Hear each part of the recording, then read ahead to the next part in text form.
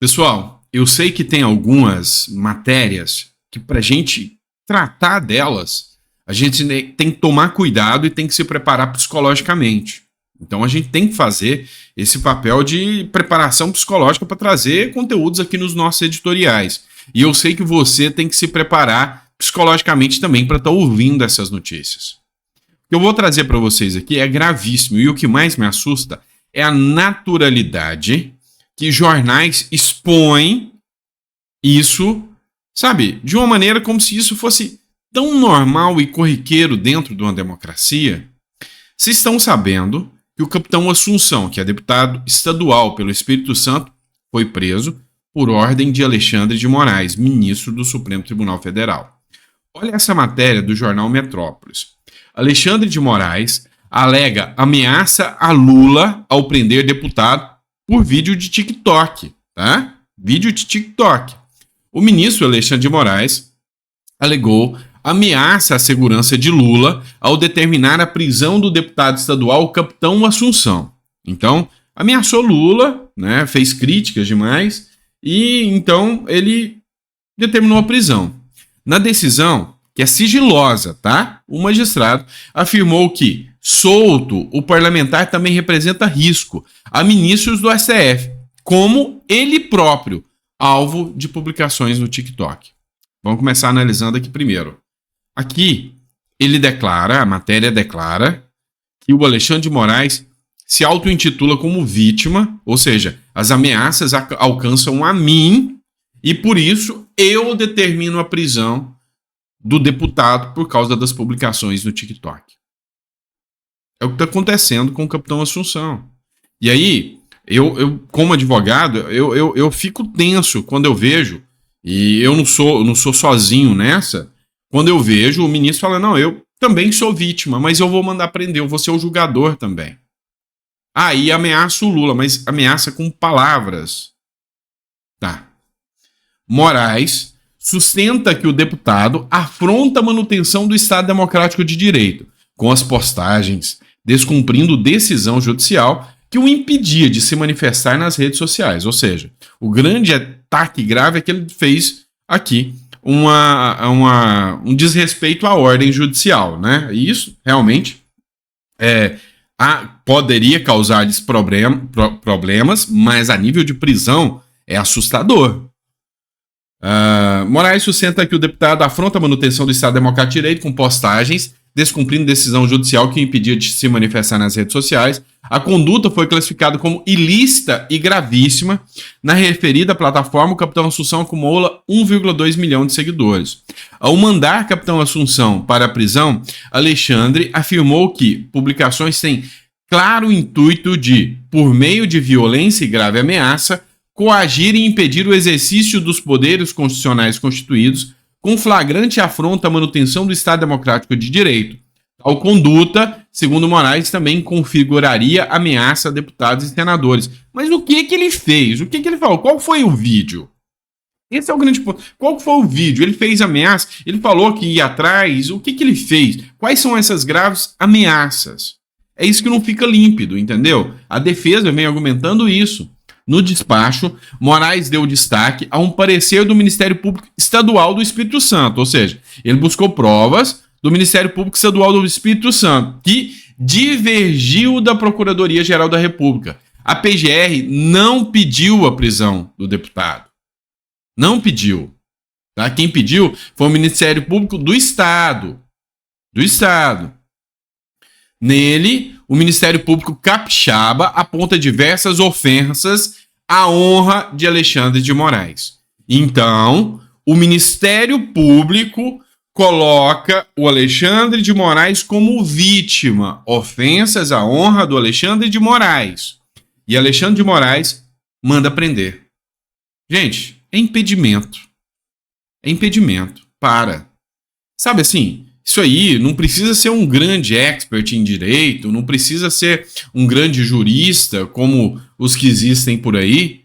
Pelo amor de Deus, sabe? É o básico do direito.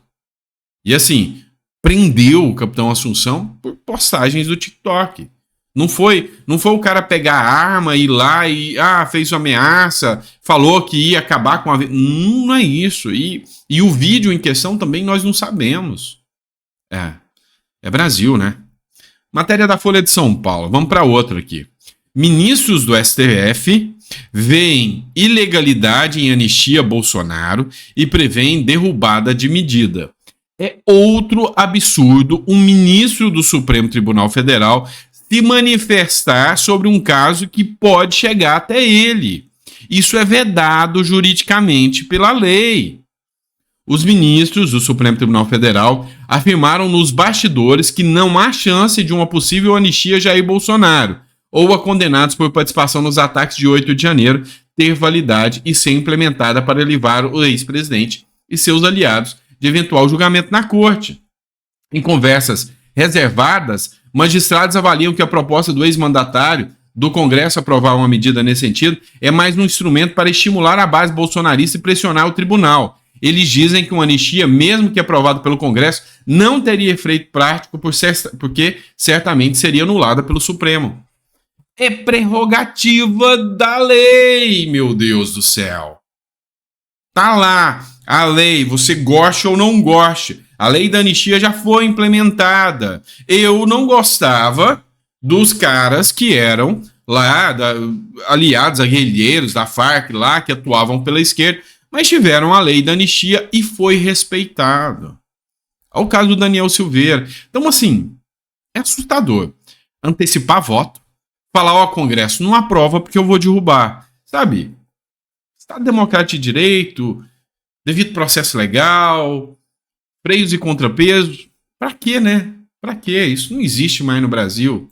Então, assim, assusta, tá? Assusta. Tudo isso é assustador. O Estadão fez uma crítica, né? O Estadão falou aqui sobre o caso da fala do Gilmar Mendes aqui, ó. Ao fazer comentários sobre a confissão de culpa de Bolsonaro, Gilmar Mendes antecipa eventual voto e mostra como estão arraigados alguns maus hábitos de ministros do STF. A verborragia de Gilmar Mendes não seria um problema se ele não fosse o magistrado da mais alta corte do país, e sim um analista político. Exato. Sobre qualquer ótica, é disfuncional um ministro do STF antecipar juízo fora dos autos e comentar em público sobre um tema em análise presente ou futura da corte. É óbvio, sabe? É o básico do básico do básico. Então, assim, as matérias de jornais que trazem isso aí com uma certa naturalidade, não tem como, sabe? Não tem como. Olha só, outra do Estadão, tá? Eu dou parabéns ao Estadão pela coragem. Para 74% dos brasileiros, o STF incentiva a corrupção ao anular punições da Lava Jato. Gente, é óbvio, né? Acho que os outros 26%, que provavelmente não quiseram nem responder, né? Assim, vão, sabe? São militantes, só podem.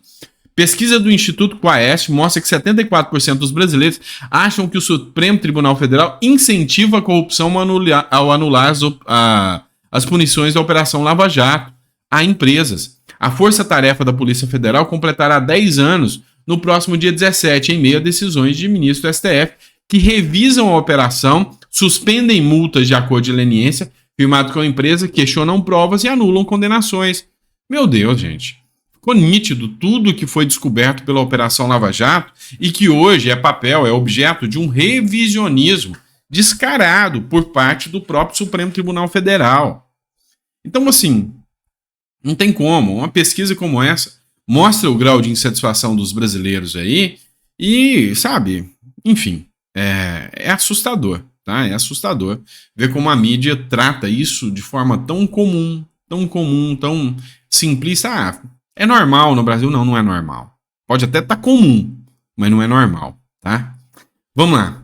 Eu preciso abrir um adendo aqui. No último editorial, algumas pessoas até puxaram a minha orelha, porque eu falei de uma matéria de como o Lula está se aproximando agora de alguns setores que antes não queriam papo com o Lula, como o agro, como os evangélicos. E aí eu falei dos pastores evangélicos, e aí eu fiz uma menção, eu falei, não, os evangélicos se vendem sim.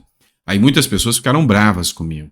Entendam, eu não quis falar, a grosso modo, de todos os evangélicos. Eu quis falar dos evangélicos que são parlamentares e líderes de partido que estão aceitando os afagos do Lula. É simples assim.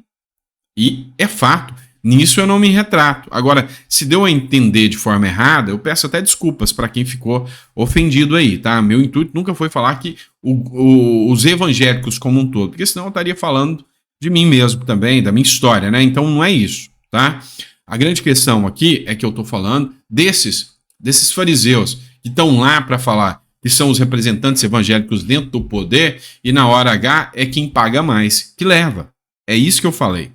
Mas aí surgiu o assunto de novo. E agora eu vou trazer duas matérias aqui para vocês analisarem comigo e me disseram se concordam ou não.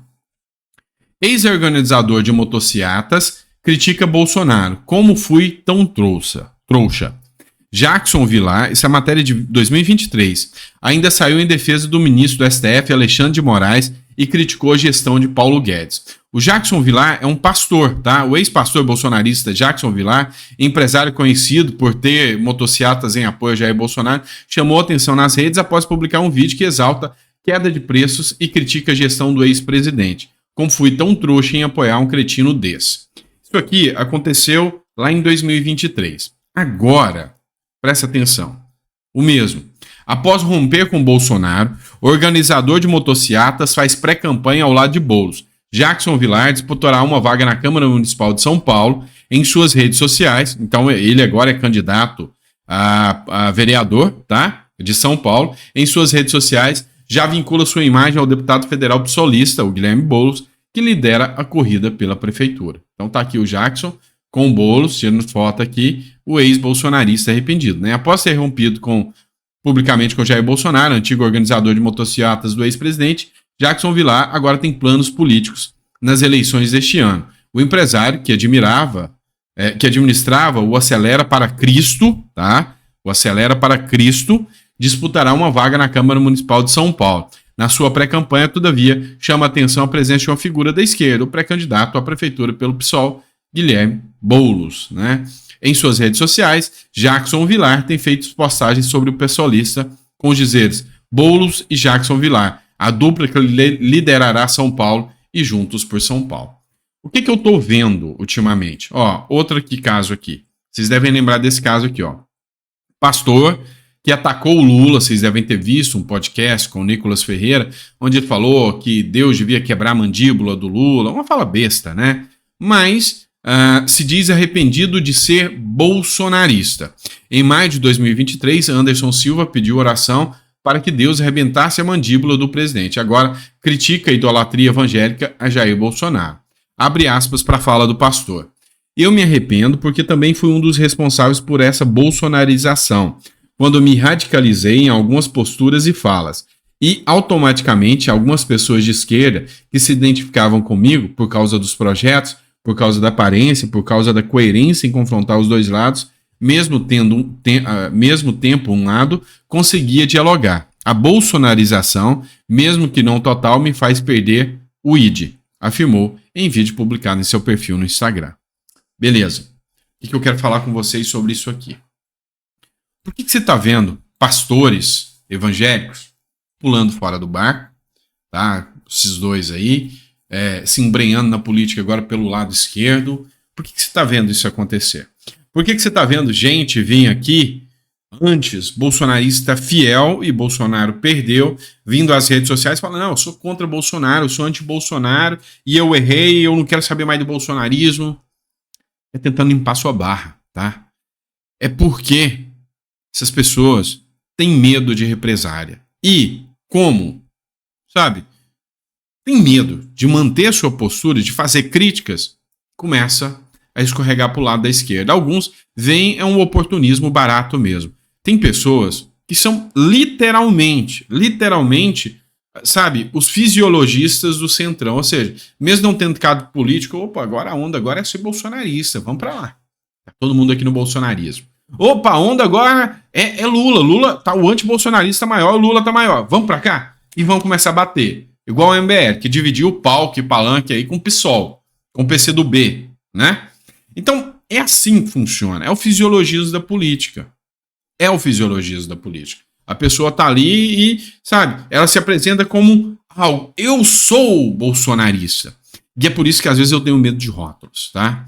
Eu nunca neguei para vocês o quanto eu fui crítico do Bolsonaro em muitas coisas. Ontem mesmo eu fiz um vídeo onde o Javier Milei fechou a empresa de comunicação ali, a TV Lula deles, né? A TV Kirchner deles. Eu falei, o Bolsonaro errou aqui, ó. Não devia ter feito. Então eu sempre fui crítico.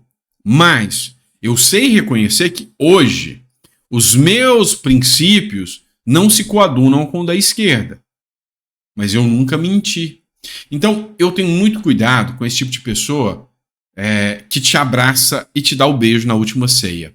O nome disso é Judas, tá? Então, muito cuidado com esse tipo de gente que só fala aquilo que você quer ouvir. Às vezes essas pessoas não têm identidade o suficiente, tá bom?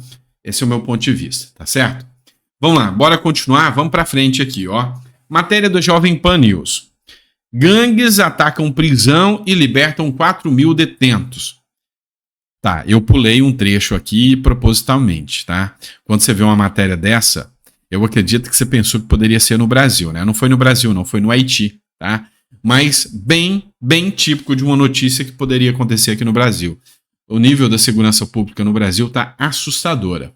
Um grupo de pessoas, de presos, escapou da prisão nacional de Porto Príncipe, capital do Haiti, depois de um ataque de gangues armadas em meio a uma onda de distúrbios que abala o país há vários dias. Na noite de sábado, um grupo de criminosos invadiu a penitenciária nacional de Porto Príncipe e permitiu a fuga de um número desconhecido de detidos, escreveu a embaixada francesa na capital haitiana em um comunicado. O órgão apelou à prudência e a evitar deslocamentos. Por sua vez, o Sindicato da Polícia Nacional do Haiti pediu aos policiais e militares que possuam carros, armas e munições que se dirijam à prisão para reforçar a segurança. Olha, o fracasso moral de um país vem quando a criminalidade entra em níveis alarmantes. E é o caminho que o Brasil está indo. O Haiti deve servir muito de exemplo. O Haiti, que é um país totalmente alinhado ideologicamente com o próprio Brasil, né? Então, assim, é muito preocupante o que a gente vê a nível de segurança pública no Brasil. E essa notícia aí, se fosse aqui no Brasil, não ia alarmar e não ia assustar ninguém. Ia ser mais um dia corriqueiro do cidadão brasileiro. É o Brasil, né? Fazer o quê? Bora lá, pessoal. Outra matéria, The Epoch Times, agora para você. Tribunal Penal Internacional rejeita recurso da Venezuela contra a investigação por crimes contra a humanidade. Pois é, genocídio mesmo, né? O Tribunal Penal Internacional rejeitou nesta sexta-feira os argumentos de Caracas contra a retomada da investigação sobre a suposta prática de crimes contra a humanidade na Venezuela e autorizou o procurador Karim Khan a continuar as investigações como parte do caso aberto em novembro de 2021. Foi feita uma denúncia, várias pessoas opositoras ao governo, sabe, cadeia e morte. Então, o Maduro foi denunciado por genocídio, o Maduro foi denunciado por crimes contra a humanidade.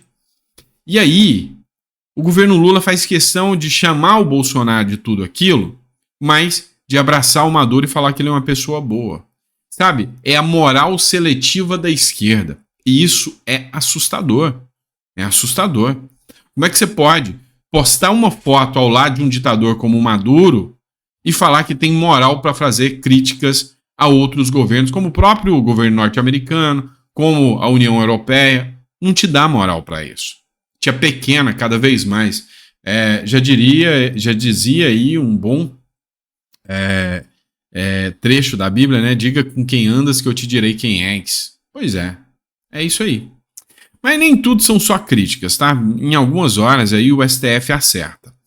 E essa aqui é um acerto do STF, pelo menos um, né? É válido o ingresso da polícia em residência quando o agente, ao visualizar a viatura policial, sai correndo em atitude suspeita para o interior da sua casa. Habeas corpus. Julgado recente e importante para a segurança pública. O que aconteceu? O Supremo Tribunal Federal, por diversas vezes, e o próprio STJ também, anulou crimes de traficantes pegos em flagrante com alta quantidade de droga. Por quê? Porque o sujeito viu a viatura, entrou em atitude suspeita, correu para dentro da casa, a viatura entrou, lotado mais de 80 quilos de drogas, e aí chega no STJ, não, mas não tinha investigação, não tinha nada. A suspeita do cidadão não caracteriza que o flagrante e a prisão foi ilegal, põe o cara solto na rua. O STJ manteve esse posicionamento por muito tempo. Agora, o STF revidou isso e falou, olha, policial tá andando, sujeito começou a correr da polícia mete o pé atrás, entrou para casa, polícia entra atrás, não precisa de mandato, é flagrante. Até que enfim, uma decisão acertada aqui, sabe, uma boa de tantas péssimas que a gente tá acompanhando aí, né?